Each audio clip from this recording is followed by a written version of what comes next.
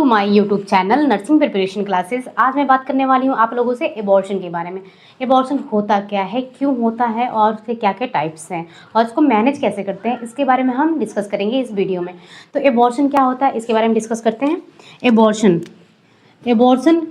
कहाँ से लिया गया है? एबॉर्टस वर्ड से लिया गया है। एबॉर्टस वर्ड से लिया गया जिसका मतलब क्या होता है? डेड फीटस होता है, डेड फीटस। ठीक है। नेक्स्ट क्या है? अगर क्या होता है? एबॉर्शन प्रेगनेंसी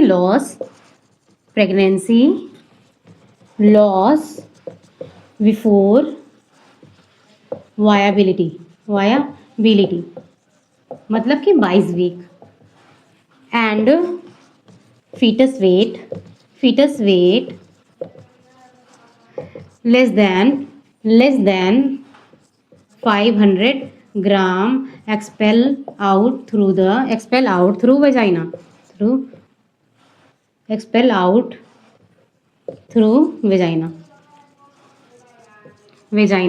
अगर क्या हो रहा है? एबॉर्शन जो लिया गया, एबॉर्टस वर्ड से लिया गया जिसका मतलब है डेड फीटस। अगर प्रेगनेंसी क्या हो रही है? लॉस हो जा रही है, ख़त्म हो जा रही है। किसके पहले? वायबिलिटी के पहले। Pregnancy loss before viability. अगर प्रेगनेंसी क्या हो रही है? वायबिलिटी के पहले ही लॉस हो जा रही है तो उसको हम क्या कहते हैं? वो एबॉर्शन कहते हैं। वायबिलिटी होती क्या है? वायबिलिटी का मतलब होता है कि ऐसा टाइम या ऐसा ड्यूरेशन जब बच्चा क्या कर सकता है? सर्वाइव कर सकता है। अगर वो डिलीवर भी हो जा रहा है, डिलीवरी हो जा रही है बच्चे की, तो वह क्या कर सकता है? मेडिसिन के थ्रू हॉस्पिटल में हम ऑब्जर्वेशन में रख के उसका जिंदा रख सकते हैं, उसको वह जीवित रह सकता है, जिंदा रह सकता है, उसको बोलो वायबिलिटी। अगर वायबिलिटी के पहले ही क्या हो जा रहा है, मतलब वायबिलिटी मतलब 22 वीक के पहले ही क्या हो जा रहा है? बच्चा एक्सपेल आउट हो जा रहा है वेजाइना के थ्रू, और कितना वेट है उसका? 500 ग्राम से कम वेट है, तो उसको हम क्या बोलते हैं? फीटस बोला जाता है। तो अगर किसी फीटस का क्या वायबिलिटी के पहले और 500 ग्राम के पहले ही वेजाइनल कैनाल के थ्रू बाहर आ जाना क्या कहलाता है? वो एबॉर्शन कहलाता है। अब देखिए WHO के अकॉर्डिंग वायबिलिटी पीरियड क्या होती है? WHO के अकॉर्डिंग वायबिलिटी पीरियड मतलब बच्चा कब से कौन सा ऐसा टाइम होता है ड्यूरेशन का जब बच्चा लाइव रह सकता है, जिंदा रख सकते हैं, हम उसको जीवित रख सकते हैं मेडिसिन वगैरह देकर। तो WHO के अकॉर्डिंग क्या होता है? 24 वीक के बाद अगर बच्चा जन्म ले रहा है या फिर जन्म हो जा रहा है बच्चे का, तो उस टाइम वह सर्वाइव कर सकता है। और इंडिया के अकॉर्डिंग कितना होता है? इंडिया के अकॉर्डिंग 28 वीक। ठीक है। 28 वीक पर क्या होता है? अगर बच्चे का 21 वीक के बाद अगर बच्चे का एक्सपेल आउट हो रहा है या डिलीवरी हो जा रही है तो बच्चे को हम जिंदा रख सकते हैं इंडिया के अकॉर्डिंग। 28 वीक के पहले अगर हो रहा है तो उसको हम बच्चे को सर्वाइव नहीं कर सकते हैं या फिर बच्चा जिंदा नहीं रह सकता है इंडिया के अकॉर्डिंग। WHO के अकॉर्डिंग 24 वीक के बाद अगर डिलीवरी हो रही है बच्चे की तो उसको सर्वाइव कर सकते हैं, उसको जिंदा रख सकते हैं। अगर 24 वीक के पहले हो जा रहा है तो हम उसको नहीं रख सकते, जिंदा सर्वाइव नहीं कर सकता है बच्चा WHO के अकॉर्डिंग। तो ये क्या है? डेफिनेशन के बारे में बात किए हैं हम। टाइप्स ऑफ एबॉर्शन जो एबॉर्शन होते हैं वो कितने टाइप्स के होते हैं? तो पहला है स्पॉन्टेनियस एबॉर्शन, नेक्स्ट है इंड्यूस्ड एबॉर्शन। स्पॉन्टेनियस एबॉर्शन का मतलब होता है ऐसा एबॉर्शन जो अपने आप हो जाए, जिसमें मेडिसिन की जरूरत नहीं होती है, अपने आप ही हो जाता है एबॉर्शन, वह स्पॉन्टेनियस एबॉर्शन के अंदर आता है। इंड्यूस्ड का मतलब परफॉर्म करना, एबॉर्शन को कराया जाता है हॉस्पिटल में या मेडिसिन के थ्रू, DNC के थ्रू, ऑपरेशन के थ्रू क्या करते हैं? अगर एबॉर्शन करवाते हैं तो हम किस में आता है? वो इंड्यूस्ड एबॉर्शन के अंदर आता है, जिसमें हम किसके बारे में पढ़ते हैं? MTP के बारे में पढ़ते हैं, मेडिकल टर्मिनेशन ऑफ प्रेगनेंसी के बारे में पढ़ते हैं इंड्यूस्ड एबॉर्शन के अंदर। नेक्स्ट है स्पॉन्टेनियस एबॉर्शन। स्पॉन्टेनियस एबॉर्शन में जो एबॉर्शन होता है वो अपने आप ही एबॉर्ट होता है, उसमें मेडिसिन की जरूरत नहीं होती है, पहले से प्लान नहीं किया जाता है, अपने आप ही हो जाता है। तो उसके टाइप्स है complete, incomplete, threaten abortion, inevitable, missed, septic and recurrent abortion. Complete में जो प्रोडक्ट होता है वह कंप्लीटली रूप से बाहर आ जाता है, जो यूट्रस का प्रोडक्ट होता है, फीटस होता है, डेड होके कंप्लीटली बाहर आ जाता है। इनकम्प्लीट का मतलब होता है कुछ पार्ट्स अंदर ही रहते हैं यूट्रस से और कुछ पार्ट बाहर आ जाते हैं डेड होके फीटस का, तो उसको बोलते हैं इनकम्प्लीट। थ्रेटेन में क्या होता है? यह स्टार्टिंग स्टेज होता है एबॉर्शन का, जिसमें प्रेगनेंसी को कंटिन्यू रख सकते हैं। और इसमें इनवाइटेबल में क्या होता है? यह भी एक स्टार्टिंग स्टेज होता है, बट इसमें प्रेगनेंसी को कंटिन्यू नहीं रख सकते क्योंकि इसमें क्या होता है? हैवी ब्लीडिंग होती है और इसमें लेस ब्लीडिंग होता है। सर्वाइकल ऑस क्या होते हैं, क्लोज होते हैं थ्रेटेंड में, और इनवाइटेबल में सर्वाइकल ऑस जो होते हैं वह ओपन रहते हैं। नेक्स्ट है मिस्ड एबॉर्शन, इसको साइलेंट एबॉर्शन के नाम से जाना जाता है। एबॉर्शन हो जाता है, कोई साइन एंड सिम्टम दिखाई नहीं देते, ना पेन होता है ना ब्लीडिंग आती है, सर्वाइकल ऑस भी क्लोज रहता है मिस्ड एबॉर्शन में, इसलिए फीमेल को पता नहीं चलता है कि एबॉर्शन हुआ है या नहीं, तो यह मिस्ड एबॉर्शन के अंदर आता है। सेप्टिक एबॉर्शन किसी न किसी इन्फेक्शन के कारण हो रहा है, अगर किसी इन्फेक्शन के कारण एबॉर्शन होता है तो वह किसके अंदर आता है, सेप्टिक एबॉर्शन के अंदर आता है। सेप्टिक सेप्सिस, सेप्सिस मतलब क्या होता है, इन्फेक्शन, सेप्सिस से ही क्या बना है, सेप्टिक। नेक्स्ट है रिकरेंट एबॉर्शन, रिकरेंट मतलब बार बार, ऐसा इन्फेक्शन जो बार बार, ऐसा एबॉर्शन जो बार बार फीमेल हो, जितनी बार फीमेल प्रेग्नेंट हो रही है उतनी बार उसको एबॉर्शन हो जा रहा है, 3 या 3 बार से ज़्यादा अगर एबॉर्शन होता है वह किस में आता है, रिकरेंट एबॉर्शन के अंदर आता है। नेक्स्ट हम बात करते हैं कॉजेज के बारे में, इसके कॉजेज क्या क्या हैं, किस कारण हो रहा है एबॉर्शन, तो इसका कॉजेज क्या है, कॉजेज या इटियोलॉजिकल फैक्टर। कॉजेज, कॉजेज में क्या होता है, anatomical causes, anatomical causes, anatomical cause में क्या क्या होता है, एनाटॉमिकल मतलब हमारी बॉडी में यूट्रस में कोई अगर प्रॉब्लम होती है, तो अगर यूट्रस में क्या होता है, डी डायलिसिस, डी डायलिसिस हो रहा है, या सेप्टेट यूट्रस है, सेप्टेट यूट्रस, इसमें क्या होता है, यूट्रस में डी डायलिसिस, अगर यहाँ जो यूट्रस होता है अगर 2 पार्ट में हो जा रहा है, अलग हो जा रहा है, तो उसको बोलते हैं सेप्टिक यूट्राइन डी डायलिसिस या सेप्टेट यूट्रस। यूट्रस का 2 पार्ट में हो जाना, बीच में से सेप्टम आ जाता है, अलग अलग हो जाता है, यूट्रस बीच में से डिवाइड हो जाता है इधर इधर, तो इसके वजह से भी क्या होता है, एबॉर्शन हो सकता है। ठीक है, नेक्स्ट हम बात करते हैं endocrine causes, endocrine causes, endocrine causes में क्या होता है, अगर प्रोजेस्टेरॉन का लेवल, प्रोजेस्टेरॉन का लेवल या प्रोस्टाग्लैंडिन का लेवल, प्रोस्टाग्लैंडिन का लेवल अगर कम हो रहा है तो क्या कर, उस टाइम भी एबॉर्शन हो सकता है। अगर प्रोजेस्टेरॉन का लेवल क्या हो रहा है, ज़्यादा कम हो रहा है, लो प्रोजेस्टेरॉन लेवल डिक्रीज हो रहा है। प्रोजेस्टेरॉन क्या करता है, 9 मंथ तक प्रेगनेंसी को होल्ड करने में हेल्प करता है प्रोजेस्टेरॉन, अगर उसका ही लेवल कम हो जाएगा तो एबॉर्शन होना तय है। नेक्स्ट हम बात करते हैं इन्फेक्शन के बारे में। अगर इन्फेक्शन हो रहा है फीमेल में कोई भी, जैसे टॉर्च का इन्फेक्शन हो गया, torch toxoplasmosis, other infection, rubella, cytomegalo और हर्पिस सिम्प्लेक्स वायरस, अगर इसका इन्फेक्शन हो रहा है फीमेल में तो उसके कारण भी सेप्टिक यूट्रस में क्या हो रहा है, इन्फेक्शन के कारण हो रहा था, तो अगर टॉर्च का इन्फेक्शन है तो उसके कारण भी एबॉर्शन हो सकता है। नेक्स्ट क्या है, नेक्स्ट हम बात करते हैं और किसके कारण हो सकता है, next cervical incompetency, incompetency, cervical incompetency में होता क्या है, सर्वाइकल इनकॉम्पिटेंसी में क्या होता है कि जो सर्विक्स होता है वह लूज हो जाता है, सर्विक्स जो है लूज हो जाता है, अपना जो पावर है वह लूज हो जाता है उसका सर्विक्स का, और वह प्रेगनेंसी को होल्ड नहीं कर पाता है, जो रिकरेंट एबॉर्शन का सबसे मेन कॉज होता है सर्वाइकल इनकॉम्पिटेंसी, तो उसकी वजह से क्या होता है, एबॉर्शन होता है। नेक्स्ट है क्रोमोसोमल, क्रोमोसोमल एबनॉर्मिलिटी, अगर क्रोमोसोम के अंदर कोई प्रॉब्लम आती है तो उसकी वजह से भी हो सकता है। क्रोमोसोम में जैसे टर्नर सिंड्रोम हो गया, टर्नर सिंड्रोम हो गया, उसकी वजह से भी क्या हो सकता है, एबॉर्शन हो सकता है टर्नर सिंड्रोम के कारण, या फिर क्रोमोसोम में कोई भी प्रॉब्लम आती है तो उसके कारण भी क्या होता है, एबॉर्शन होता है। नेक्स्ट हम बात करते हैं, अगर क्या होता है, सेपरेट यूटेरस, अगर अगर क्या होता है, प्लेसेंटा सेपरेट हो जाता है, या फिर कोई ट्रॉमा होता है, एक्सीडेंट के कारण भी, अगर फीमेल गिर जाती है, एक्सीडेंट हो जाता है, उसके कारण भी क्या होता है, एबॉर्शन होने के चांस रहते हैं। अगर क्या होता है, जो प्लेसेंटा है, प्लेसेंटा क्या हो रहा है, सेपरेट हो जा रहा है पहले ही, तो उसके कारण भी हो सकता है, प्लेसेंटा सेपरेट हो रहा है अगर, तो उसके कारण भी क्या हो सकता है, एबॉर्शन हो सकता है। तो ये सारे क्या है उसके cause, abortion and inevitable abortion. अब मैंने इसमें डिफरेंस बताना है, ये दोनों लगभग सिमिलर ही हैं, अब हम डिफरेंस समझते क्या होता है। बहुत ज़्यादा क्वेश्चन पूछा जाता है यहाँ से। तो थ्रीटेंड एबॉर्शन क्या होता है और इनवाइटेबल एबॉर्शन। टी से ट्रीटमेंट मतलब ट्रीटमेंट कर सकते हैं, और इनवाइटेबल में नहीं। प्रोसेस ऑफ एबॉर्शन स्टार्ट, इसमें क्या होता है, जो एबॉर्शन का प्रोसेस है वह स्टार्ट हुआ ही रहता है where continue of pregnancy possible. Threatened में क्या होता है कि थ्रेटेंड एबॉर्शन के अंदर प्रोसेस ऑफ एबॉर्शन स्टार्ट, इसमें एबॉर्शन का प्रोसेस तो स्टार्ट हो जाता है, but where continuation of pregnancy possible, जहाँ प्रेगनेंसी क्या होती है, पॉसिबल होती है, मतलब कि अगर स्टार्ट हुआ है एबॉर्शन तो हम क्या करते हैं, मेडिसिन देकर फीमेल को 37 वीक तक कंटिन्यू कर सकते हैं, प्रेगनेंसी को 37 वीक तक लेके जा सकते हैं, तब हम डिलीवरी करा सकते हैं। तो टी से थ्रेटन, टी से ट्रीटमेंट।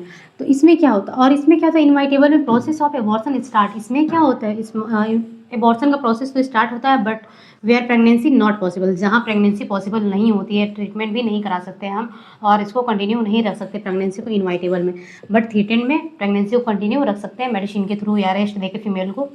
अब इसमें क्या होता है, थ्रेटन में बेड रेस्ट देंगे फीमेल को। अगर प्रोसेस स्टार्ट हुआ है अबॉर्शन का और प्रेगनेंसी को कंटिन्यू रख सकते हैं तो हम क्या करते हैं, फीमेल को बेड रेस्ट के लिए बोलते हैं कि बेड रेस्ट करिए और हैवी वेट नहीं उठाना है और बेड रेस्ट करना है आपको।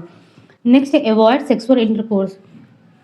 सेक्सुअल इंटरकोर्स को क्या करना है, अवॉइड करना है, सेक्सुअल इंटरकोर्स नहीं करना है उस टाइम पे। नेक्स्ट है प्रिजर्व पेरिनियल पैड। अब प्रिजर्व पेरिनियल पैड को क्यों प्रिजर्व करेंगे, क्योंकि हम देखते हैं कि इसमें ब्लीडिंग कितनी हो रही है। अगर कोई फीमेल है वह एक दिन के 12 घंटे में 5 पेरिनियल पैड यूज कर रही है, तो इसका मतलब क्या है, इंडिकेट क्या करता है कि हैवी ब्लीडिंग हो रही है। बट अगर 2 पैड यूज कर रही है पेरिनियल पैड, तो इससे हम पता लगा सकते हैं कि ब्लीडिंग हैवी नहीं हो रही है। तो प्रिजर्व करना है, जितने भी पेरिनियल पैड फीमेल यूज करे उसको रखना है। नेक्स्ट है डायज़ापाम देंगे हम, फीमेल को डायज़ापाम दिया जाता है। क्यों, डायज़ापाम क्या होता है, सीडेटिव होता है, सीडेटिव ड्रग्स होती है। सीडेटिव ड्रग्स का मतलब क्या होता है, सीडेशन कॉज करती है, मतलब नींद लाती है फीमेल को। हम इसको इसमें क्या देंगे, फीमेल को सीडेटिव ड्रग्स देंगे डायज़ापाम, ताकि फीमेल को नींद आए और फीमेल प्रॉपर रेस्ट कर सके। तो डायज़ापाम का यूज करते हैं। अब इसमें क्या होता है, सर्वाइकल ऑस क्या होता है, क्लोज होता है थ्रेटन में, और इनवाइटेबल में सर्वाइकल ऑस ओपन रहता है। इसमें क्या होता है, थ्रेटन में वेजाइनल ब्लीडिंग जो होती है कम होती है, और इसमें क्या होता है, इनवाइटेबल में ज़्यादा वेजाइनल ब्लीडिंग होती है।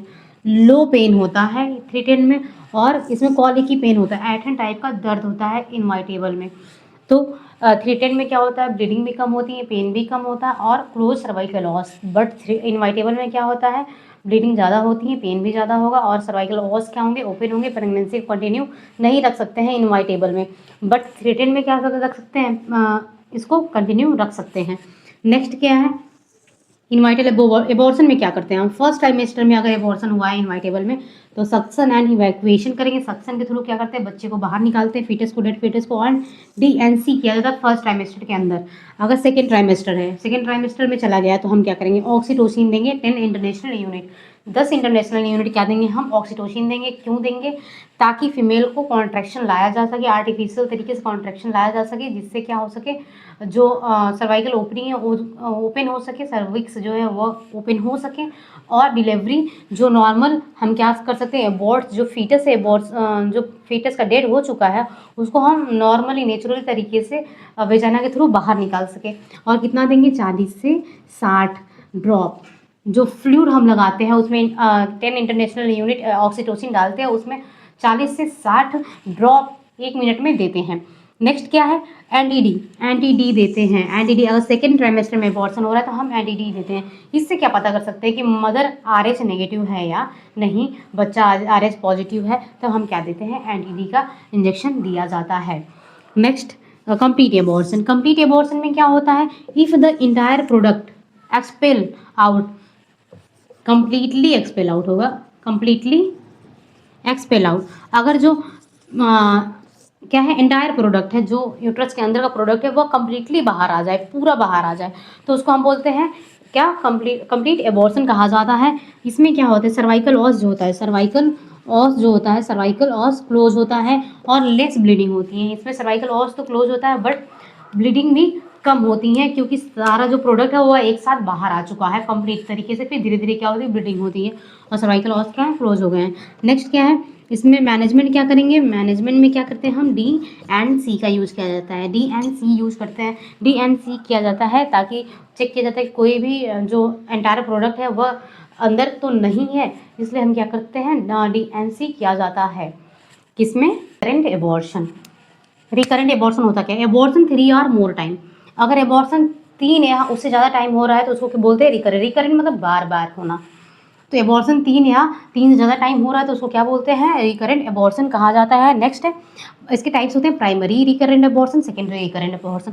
प्राइमरी में क्या होता है, एबॉर्शन 3 और मोर टाइम विदाउट पैरिटी, किसी भी यूट्रस में कोई भी प्रॉब्लम नहीं है फिर भी क्या हो रहा है, एबॉर्शन 3 या 3 से ज़्यादा टाइम हो रहा है तो वो किसके अंदर आएगा, प्राइमरी एबॉर्शन के अंदर आएगा। नेक्स्ट है सेकेंडरी एबॉर्शन, एबॉर्शन 3 और मोर टाइम विद पैरिटी, अगर यूट्रस के अंदर कोई प्रॉब्लम है तो उसकी वजह से 3 या 3 से ज़्यादा बार एबॉर्शन हो रहा है तो वह आता है सेकेंडरी रिकरेंट एबॉर्शन के अंदर आता है। अब इसमें क्या होता है, सर्वाइकल इनकॉम्पिटेंसी, मेन कॉज जो होता है इसका सर्वाइकल इनकॉम्पिटेंसी ही होता है। इसका जो मेन कॉज है यह सर्वाइकल इनकॉम्पिटेंसी होता है। सर्वाइकल इनकॉम्पिटेंसी का मतलब क्या होता है कि सर्विक्स का सर्वाइकल जो सर्विक्स होता है वह जो उसका पावर होता है वह लूज हो जाता है, जो पावर होता है होल्ड करता है वह, या फिर वह क्लोज रहता है, सर्विक्स जो होता है क्लोज रहता है तो उसका पावर क्या होता है, ख़त्म हो जाता है, वह होल्ड नहीं कर पाता है प्रेगनेंसी को, तो क्या होता है बार बार क्या होता है, एबॉर्शन होता है। तो इसमें क्या किया जाता है, इसके मैनेजमेंट के लिए करते हैं सर्कलेज ऑपरेशन, जो यह क्या था यूपी ट्रिपल एससी में, यूपी एसएससी के एग्जाम में, एनएम का जो एग्जाम था उसमें यह क्वेश्चन आया था, सर्वाइकल सर्कलेज ऑपरेशन किस लिए किया जाता है। तो cerclage operation, suture near the cervical os. अब सर्वाइकल ऑस के अंदर क्या हो रहा है, सूचर लगाया जाता है, सर्वाइकल ऑस के अंदर क्या करते हैं, सूचर लगाते हैं, किसमें, सर्कलेज ऑपरेशन में। इसमें क्या करते हैं, नॉन एब्जॉर्बल, नॉर्मली जो होता है जो हम अंदर सूचर लगाते हैं, जो नॉर्मली हम सूचर अंदर लगाते हैं इंटरनल ऑर्गन में, उसमें हम एब्जॉर्बल सूचर का यूज करते हैं, बट इसमें क्या करते हैं नॉन एब्जॉर्बल, जो एब्जॉर्ब नहीं होता है, कुछ जो होते हैं वो अंदर ही अंदर एब्जॉर्ब हो जाते हैं और पता नहीं चलता उनका। नेक्स्ट है, और इसमें क्या करते हैं, सर्विक्स में तो यहाँ पे लगाते हैं सूचर बट नॉन एब्जॉर्बल, वो जो धागे होते हैं, जो टाके लगाते हैं, जो धागे होते हैं वह एब्जॉर्ब नहीं होते हैं, वह वैसे ही पड़े रहते हैं, जो बाहर आप लोग देखते हैं टाके लगे होते हैं वो वैसे अंदर भी रहते हैं। बट क्यों ऐसा क्यों करते हैं, तो suture near cervical os with non absorbable filament, जो फिलामेंट होते हैं, जो धागे होते हैं वह नॉन एब्जॉर्बल होते हैं सूचर जब लगाते हैं तो यहाँ पे। अब हम एब्जॉर्बल सूचर लगा देंगे पर्सन में तो यह क्या हो जाएगा, धागा जो फिलामेंट है या जो धागा है सूचर है वह क्या हो जाएगा, अंदर ही अंदर एब्जॉर्ब हो जाएगा, गल जाएगा और सर्विक्स हमेशा के लिए क्लोज हो जाएगी, फिर दोबारा कभी ओपन नहीं हो सकती है वो। तो हम क्या करते हैं, नॉन एब्जॉर्बर लगाते हैं, फिर बाद में जैसे ही 37 वीक होता है तो हम उसको यहाँ पे जो टाँके लगाए हुए हैं, यहाँ पे जो टाँके लगाए हैं उसको क्या निकाल, उसको खोल देते हैं, हम खोल दिया जाता है जिससे सर्विक्स फिर ओपन होगी और डिलीवरी ईजिली हो जाएगा। तो cervical in done between 14 to 16 week, जो सर्कलेज ऑपरेशन किया जा रहा है वह कब करते हैं, 14 से 16 वीक की प्रेगनेंसी पे करते हैं। अब इसमें क्या होता है, रिमूव सूचर, अब रिमूव सूचर, अब सूचर को रिमूव भी किया जाता है कब, 37 वीक, जैसे ही क्या होता है टर्म प्रेगनेंसी होती है, 37 वीक पे प्रेगनेंसी पहुंचती है तो हम जो यहाँ पे सूचर लगाया हुआ है नॉन एब्जॉर्बल सूचर, उसको क्या करेंगे, हम खोल के निकाल देंगे और ओपनिंग हो जाएगी और डिलीवरी भी आसानी से हो जाएगी। नेक्स्ट क्या है, इसमें दो टाइप के सूचर करते हैं लोकेशन के अकॉर्डिंग, लोकेशन के अकॉर्डिंग हम क्या करते हैं, दो तरीके का सूचर किया जाता है, सर्विक्स, यह क्या है यहाँ पे वेजाइना, या इंटरनल वॉश है, इंटरनल वॉश।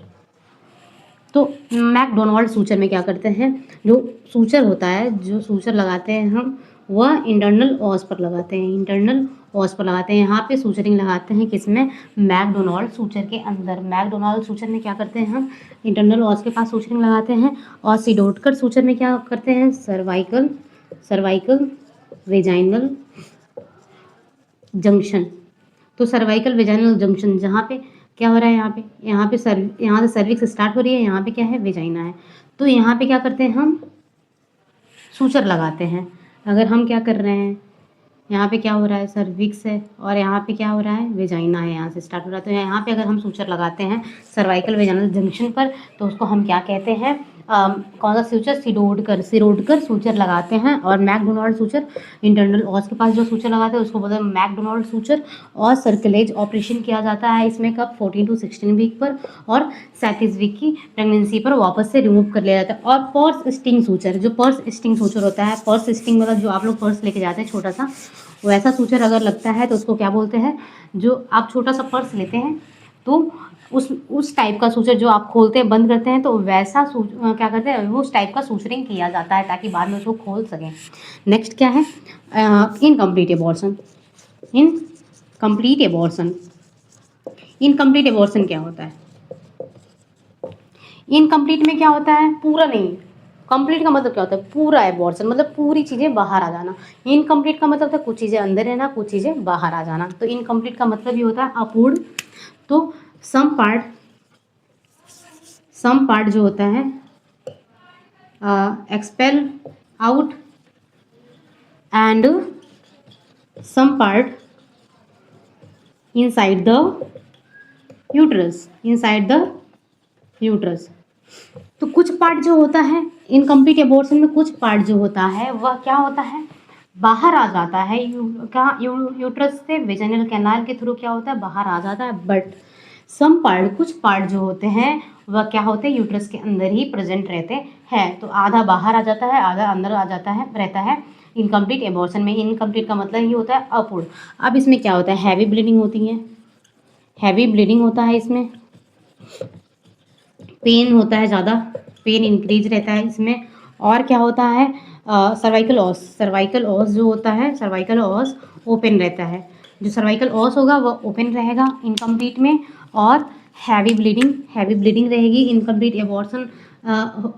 इनकम्प्लीट एबॉर्शन में हैवी ब्लीडिंग होगा और सर्वाइकल ऑस ओपन रहेगा, पेन भी ज़्यादा होगा। और कुछ पार्ट क्या होते हैं इसमें अंदर ही रहते हैं यूट्रस के, और कुछ पार्ट क्या होते हैं? एक्सपेल आउट हो जाते हैं, मतलब बाहर आ जाते हैं। तो इसमें हम क्या करते हैं? मैनेजमेंट क्या करेंगे हम? मैनेजमेंट एक ही है इसका, डीएनसी करेंगे, डायलेटेशन एंड क्यूरेट करके क्या करते हैं हम? जो यूट्रस में प्रेजेंट इनकम्प्लीट एबॉर्शन के अंदर जो भी चीज़ें रिटेन हुई हैं, जो अंदर प्रेजेंट हैं, उसको क्या करते हैं हम? डीएनसी के थ्रू रिमूव कर लेते हैं इनकम्प्लीट एबॉर्शन में। नेक्स्ट हम बात करते हैं हम मिस्ड एबॉर्शन के बारे में। मिस्ड एबॉर्शन होता क्या है? तो इसमें क्या होता है, इसे और क्या कहते हैं? ऑल्सो नोन है साइलेंट एबॉर्शन। मिस्ड एबॉर्शन को क्या कहते हैं? साइलेंट एबॉर्शन कहा जाता है। क्यों कहा जाता है साइलेंट एबॉर्शन? क्योंकि इसके कोई भी सिम्टम नहीं दिखाते। नॉर्मल जो एबॉर्शन होता है उसमें क्या होता है? पेन होता है और हैवी ब्लीडिंग होती है, कॉलिकी पेन होता है या लेस पेन होता है। बट मिस्ड एबॉर्शन में पेन बिल्कुल भी नहीं होता और वेजाइनल ब्लीडिंग भी नहीं होती है, इसलिए हम इसको बोलते हैं साइलेंट एबॉर्शन। कोई भी सिम्टम नहीं दिखाई देते, इसलिए कहते हैं इसको silent abortion. Foetal dead and remain inside the uterus. इसमें बच्चा क्या होता है? डेड हो जाता है और यूट्रस के अंदर ही रहता है। Foetus dead and remain inside the uterus. Next क्या है? इसमें क्या होगा? नो पेन, इसमें पेन नहीं होगा, अभी मैंने बताया। नो वेजाइनल ब्लीडिंग, ब्लीडिंग भी नहीं होती। एंड सर्वाइकल ऑस क्या होते हैं? क्लोज होते हैं। किसमें? मिस्ड एबॉर्शन के अंदर। मिस्ड एबॉर्शन के अंदर सर्वाइकल ऑस क्लोज रहते हैं, इसलिए जो फीटस डेड हुआ है वह बाहर नहीं आ पाया है, क्योंकि सर्वाइकल ऑस क्या है? क्लोज है। और इसमें no vaginal bleeding, no pain होता है, इसलिए कोई सिम्टम नहीं दिखाई देता, इसलिए इसको हम बोलते हैं साइलेंट एबॉर्शन। नेक्स्ट क्या करते हैं? इसका मैनेजमेंट DNC किया जाता है। और क्या करते हैं? क्रैनियोटॉमी भी करते हैं। इसमें क्रैनियोटॉमी होता क्या है? फीटस के हेड को छोटे छोटे पार्ट्स में काट के DNC के थ्रू निकालना, उसको बोलते हैं क्रैनियोटॉमी। तो क्रैनियोटॉमी भी किया जाता है। नेक्स्ट है septic abortion. Septic abortion, sepsis मतलब ये होता है इन्फेक्शन। सेप्सिस मीन्स क्या होता है? इन्फेक्शन। तो सेप्सिस से हुआ सेप्टिक। सेप्टिक मतलब इन्फेक्शन, एबॉर्शन। किसी भी इन्फेक्शन के कारण एबॉर्शन हो रहा है तो उसको हम क्या बोलते हैं? सेप्टिक एबॉर्शन कहा जाता है। अब क्या होता है इसमें? Abortion related to infection. Infection जो एबॉर्शन हो रहा है वह किसी न किसी इन्फेक्शन के कारण हो रहा है, जिसको क्या बोलते हैं? सेप्टिक एबॉर्शन कहा जाता है। अब इसमें क्या होता है? क्राइटेरिया होते हैं। इसमें क्या होता है? बॉडी टेम्परेचर इंक्रीज होता है। फीमेल की जो बॉडी टेम्परेचर होगा वह इंक्रीज होगा। अगर हमारे बॉडी में कोई भी इन्फेक्शन होता है तो सबसे पहले क्या होता है? हमारा टेम्परेचर बढ़ता है। यह एक साइन होता है कि हमारे बॉडी में क्या है? इन्फेक्शन प्रेजेंट है। तो बॉडी टेम्परेचर क्या हुआ? इंक्रीज हुआ। कितना? 100 डिग्री से 100 डिग्री फ़ारेनहाइट से क्या होता है? ज़्यादा इन्फेक्शन होता है। किसमें? सेप्टिक एबॉर्शन के अंदर, क्योंकि इन्फेक्शन इसलिए फीवर आएगा ही आएगा। नेक्स्ट क्या है? टेकीकार्डिया और हार्ट बीट जो होती है फीमेल की वो ज़्यादा होती हैं। नेक्स्ट है ग्रेडिंग। हम कुछ ग्रेड देते हैं कि इन्फेक्शन, ग्रेडिंग क्या है? हम ग्रेड के अकॉर्डिंग पता करते हैं या ग्रेड देते हैं कि इन्फेक्शन कहाँ कहाँ पे है, उसके अकॉर्डिंग हम क्या करते हैं? ग्रेडिंग देते हैं। तो क्या है पहला ग्रेड? ग्रेड फर्स्ट में इन्फेक्शन प्रेजेंट इन यूट्रस। अगर इन्फेक्शन क्या है? यूट्रस के अंदर ही प्रेजेंट है, ओनली इन्फेक्शन जो है बस यूट्रस के अंदर है, तो उसको हम किस में रखते हैं? ग्रेड फर्स्ट के अंदर रखते हैं। अगर इन्फेक्शन कहाँ है? ग्रेड सेकेंड में जा रहा है, तो कहाँ कहाँ पे इन्फेक्शन होगा? Ovary, fallopian tube and uterus. अगर ovary, fallopian tube and uterus के अंदर इन्फेक्शन हो रहा है तो वह ग्रेड सेकंड के अंदर आता है। रिप्रोडक्टिव पार्ट में ही रहेगा, अदर सिस्टम में नहीं जाएगा। रिप्रोडक्टिव सिस्टम में ही रहेगा, बट उसमें जो पार्ट है यूट्रस के अदर पार्ट में भी इन्फेक्शन स्प्रेड हो जाएगा। और ये सबसे ज़्यादा कॉमन होता है, मोस्ट कॉमन यही होता है। सेकेंड मोस्ट कॉमन जो होता है ग्रेड सेकेंड होता है। नेक्स्ट है grade third, spread distal organ. अब क्या होता है ग्रेड थर्ड में, रिप्रोडक्टिव सिस्टम में तो है बट अदर सिस्टम में भी स्प्रेड हो रहा है। मतलब स्प्रेड डिस्टल ऑर्गन, मतलब लीवर, किडनी एंड पैनक्रियाज में भी इन्फेक्शन स्प्रेड होता है। वह किस में रखते हैं, ग्रेड थर्ड के अंदर, मतलब हाईली इन्फेक्शन हो गया, पूरे बॉडी में स्प्रेड हो रहा है। नेक्स्ट है मैनेजमेंट, डीएनसी। मैनेजमेंट में क्या करते हैं, डीएनसी डायलिटेशन एंड क्यूरेट किया जाता है। नेक्स्ट है एंटीबायोटिक। अब इन्फेक्शन के कारण हो रहा है, बैक्टीरियल इन्फेक्शन के कारण हो रहा है तो हम क्या देंगे, एंटीबायोटिक में क्या देते हैं, पेनिसिलिन देते हैं एंड जेंटामाइसिन दिया जाता है। तो क्या है, क्या देंगे हम, डीएनसी करेंगे, नेक्स्ट एंटीबायोटिक देंगे, उसमें क्या पेनिसिलिन देंगे, जेंटामाइसिन देंगे। तो आज हमने बात किया है एबॉर्शन के बारे में, एबॉर्शन से रिलेटेड बारे में। और अभी इसका एक टाइप्स और है, इंड्यूस्ड एबॉर्शन, जिसमें हम एमटीपी के बारे में बात करते हैं। एमटीपी जो है बहुत लेंदी टॉपिक है और इसमें क्या है, जो WHO गाइडलाइन है या इंडियन गवर्नमेंट गाइडलाइन जो है वो अलग अलग चेंज होते रहते हैं, तो उसमें हम बात करेंगे। अभी जल्दी ही चेंज हुआ है जो गाइडलाइन है कि कब कब क्या जो एबॉर्शन होता है, इंड्यूस्ड एबॉर्शन जो कराया जाता है हॉस्पिटल में, तो किस वीक पे कराना चाहिए और किन किन लोगों को कराना चाहिए, तो वह गाइडलाइन जो है चेंज हो गई है। पहले के टाइम पे जो मैरिड थी वही कराती थी एबॉर्शन लीगली तरीके से, लेकिन अभी ऐसा नहीं है, चेंज हुआ है। तो हम बात करेंगे उसको नेक्स्ट क्लास में। तो अगर आपको मेरी वीडियो अच्छी लगी है तो लाइक करिए, सब्सक्राइब करिए और शेयर करिए।